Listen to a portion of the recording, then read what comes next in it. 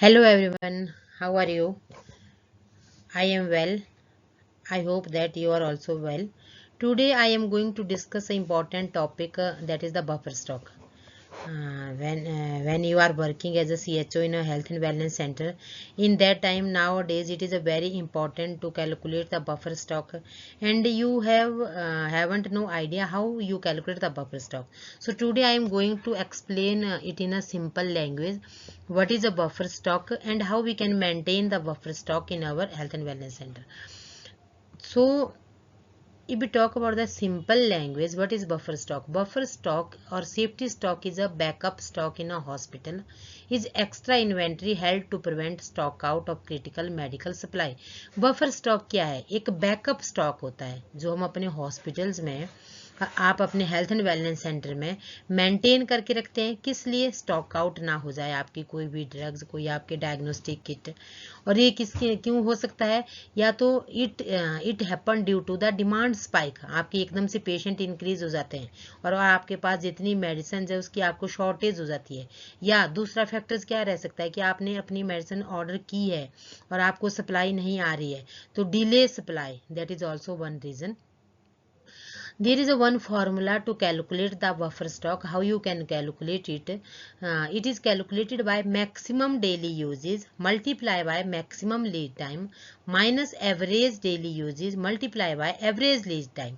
और जो it is effective management uses in ABC और VED analysis to prioritise critical. जो एबीसी इन्वेंट्री कंट्रोल होता है और वीईडी इन्वेंट्री कंट्रोल होता है, उसमें इफेक्टिव रूप से हम इसको अप्लाई कर सकते हैं.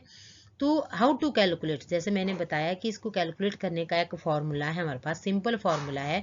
अब आपको कुछ टर्मिनोलॉजी समझनी है कि मैक्सिमम डेली यूजेस कहाँ से आएगा, मैक्सिमम लीड टाइम क्या है, एवरेज डेली यूजेस क्या है, एवरेज लीड टाइम क्या है. एग्जाम्पल हमारे पास है कि let us say for a specific medicine. For example आपका maximum daily uses, highest number of the tablet used in a single day 100 tablet.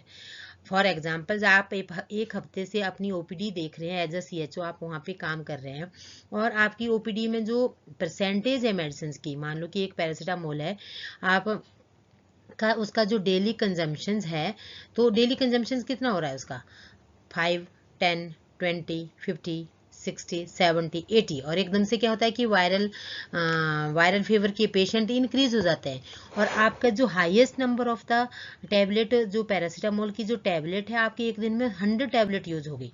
तो ये तो कभी कभार ऐसा होता है ना कि डेली आपकी जो एवरेज यूजेज है वो डिफरेंट रहेगा, पर जो हाईएस्ट डेली यूजेज है, आपने देखा कि पूरे 30 मंथ में आपके पास 2 दिन ऐसे आए थे जब आपने 100 टैबलेट पैरासीटामोल की डिस्पर्स की थी, दे दी थी पेशेंट को.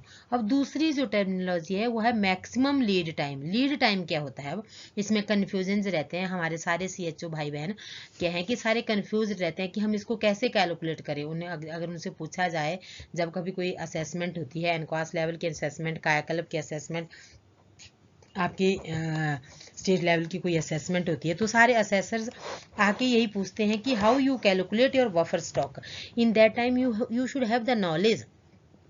So lead time is a identify the longest time taken by the supplies to deliver in the 10 days. मतलब मान लो कि आप अपने सप्लाई का ऑर्डर क्या करते हैं, ऑर्डर डालते हैं, आपने डीवीडीएमएस पोर्टल पे डिमांड डाली और आपका जो मैक्सिमम टाइम पीरियड था, आपको 10 दिन के बाद मेडिसिन आई, हो सकता है आपको 20 दिन के बाद भी मेडिसिन मिले. अगर आपके एरिया में मेडिसिन का जो स्टॉक है आपने आज ऑर्डर किया और आपको 20 दिन के बाद मिल रहा है, तो आपका लीड टाइम कितना होगा, 20 होगा. अगर 10 दिन के बाद आपको मेडिसिन सप्लाई में मिल रही है तो आपका लीड टाइम कितना होगा, 10 होगा. तो ये क्या है, मैक्सिमम लीड टाइम है. और मिनिमम कहाँ से आएगा अब आपका, कि नेक्स्ट है कि एवरेज डेली यूजेज. जैसे हमने पैरासीटामोल का एग्जांपल लिया था कि एवरेज जो आपकी जो पैरासीटामोल का जो यूजेज है डेली ओपीडी में कितना हो रहा है, 70 टैबलेट आप यूज कर रहे हैं.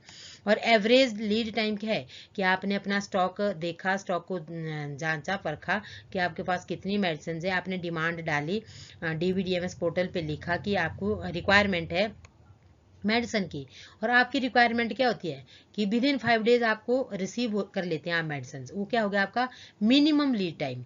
एवरेज लीड टाइम क्या है कि आपका 5 डेज है. अब आपने एक फॉर्मूला यूज करना है. फॉर्मूला में क्या था कि maximum daily usage multiply by maximum lead time minus average daily usage multiply by average lead time.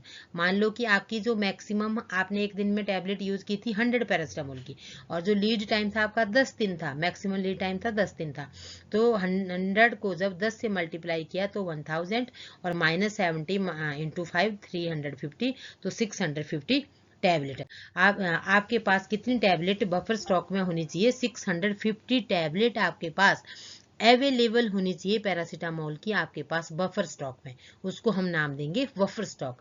अब सेकंड एक बहुत ही इंपॉर्टेंट अनदर टॉपिक है जो मैंने इसमें एक स्लाइड ऐड कर दी है, वो है कि how we calculate the stock out medicine. जैसे कि आपने एनक्वास की चेकलिस्ट पढ़ी होगी, तो उसमें है कि stock out days of the medicine, essential medicine, उसमें कैसे निकालना है। तो इसका एक सिंपल सा फॉर्मूला है कि total number of the stock out days added for each essential drugs for the month.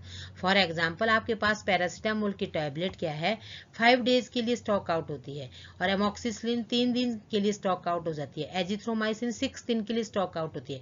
तो आपके टोटल स्टॉक आउट डेज कितने रहेंगे? 14 स्टॉक आउट